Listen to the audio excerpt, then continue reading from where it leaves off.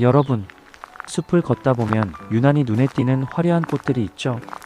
그런데 우리가 꽃잎이라고 믿었던 것들이 사실은 가짜라면 믿으시겠어요? 오늘은 식물들의 영리한 생존 전략, 꽃은 작게, 광고판은 크게 만드는 비밀을 알아봅니다. 먼저 요즘 공원에서도 흔히 볼 수 있고 산에도 많이 자생하는 산딸나무 꽃을 한번 자세히 봐주세요. 커다란 하얀 꽃잎 4장이 십자가 모양으로 펼쳐져 있죠. 하지만 이건 꽃잎이 아니라 포엽이라고 부르는 변형된 잎입니다. 진짜 꽃은 어디 있을까요? 가운데에 동그란 공처럼 모여있는 아주 작은 구슬들을 보세요.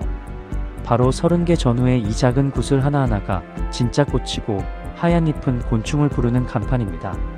식물은 왜 이렇게 번거로운 전략을 선택했을까요? 꽃잎과 수술, 암술을 모두 크게 만들면 에너지가 너무 많이 들기 때문입니다.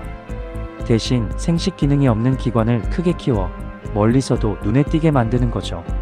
실제 생식 기관에 대한 투자는 줄이면서 홍보 효과는 극대화하는 경제적인 선택입니다.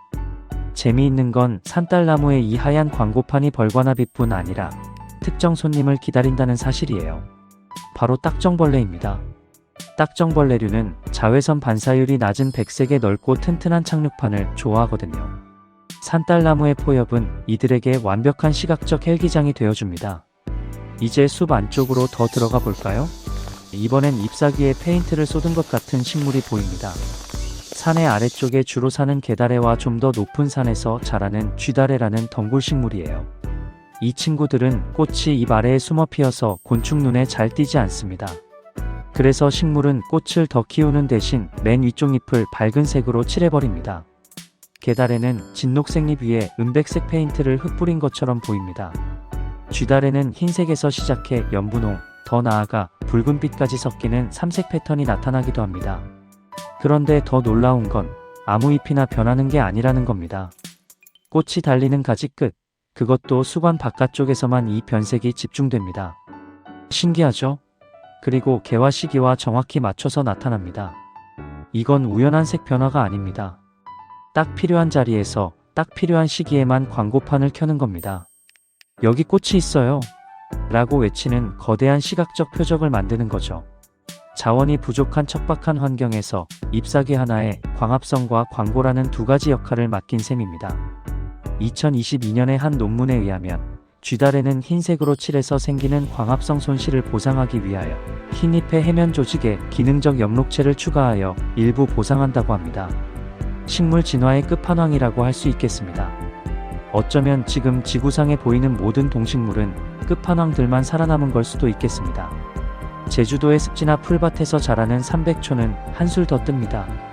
꽃이 필 때쯤 줄기 끝에 잎 두세 장이 마법처럼 하얗게 변하는데요. 이 강렬한 흰색 깃발 덕분에 곤충의 방문율이 무려 67%나 올라간다는 논문이 있습니다. 여기서 정말 놀라운 점은 이 현상이 가역적이라는 거예요. 수분이 끝나면 하였던 잎이 다시 초록색으로 돌아옵니다.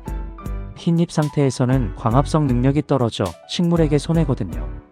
그래서 급한 볼일이 끝나면 광고판을 허물고 다시 에너지를 만드는 공장으로 복귀하는 겁니다.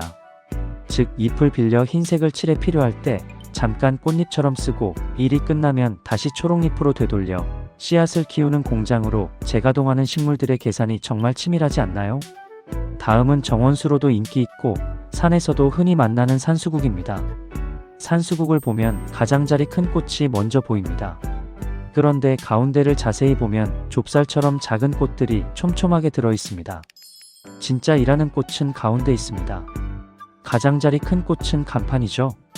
그러니까 진짜 꽃은 작게 만들어 자원을 절약하고 접시형 꽃차례의 테두리만 헛꽃으로 광고판을 만든 것입니다. 게다가 그 큰 꽃잎처럼 보이는 것도 사실은 꽃잎이 아니라 커진 꽃받침이고요.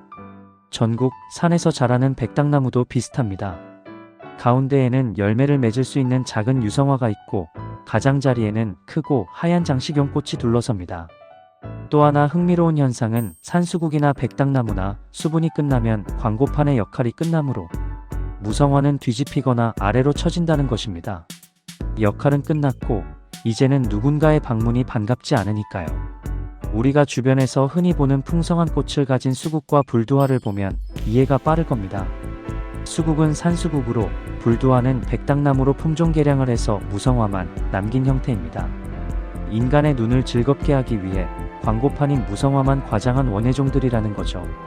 당연히 씨앗을 못 맺으니 삽목으로 번식을 시키고요. 화려하지만 스스로 씨앗을 맺지 못하는 슬픈 아름다움이죠.